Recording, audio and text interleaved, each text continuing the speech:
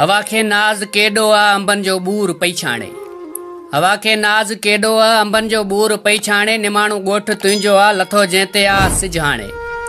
अस्सलाम वालेकुम दोस्तों, प्रोग्राम सरनसरिया पांद में बेहतरीन शायर अयूब खोसो जी दिलकश गज़ल इंतखाब करे थो अहमदाबाद गुजरात इंडिया खां डॉक्टर हरलाल अमर सिंधी। हवा के नाज़ केॾो आ अंबनि जो बूर पई छाणे। निमाणो ॻोठ तुंहिंजो आ लथो जंहिं ते आ सिज हाणे। असांजे आशिकीअ जी दिल मसे हाणे। सामाणिया लखनि जी लोड तुंहिंजी ते पवे थी रोज़ कंहिं घाणे। अखियुनि में बाख आरियड़ जी चपनि ते मुर्क जा पोपट असांखे आ छॾियो रोले तुंहिंजी मूमल इन्हीअ माणे।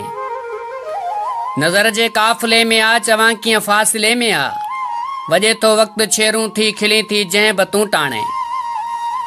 रगन में ख्वाब हिन पोयल सिबियाइन तो सवे माणा। रलीअ में आ सुगंध तुंहिंजी अचे की निंड पो हाणे। चई छॾ जो बि चवणो आ, चई छॾ जो बि चवणो आ। बहाननि खे बुलाए अच रगन में तूं लही पो अॼु। सुभाणे केर थो ॼाणे, सुभाणे केर थो ॼाणे।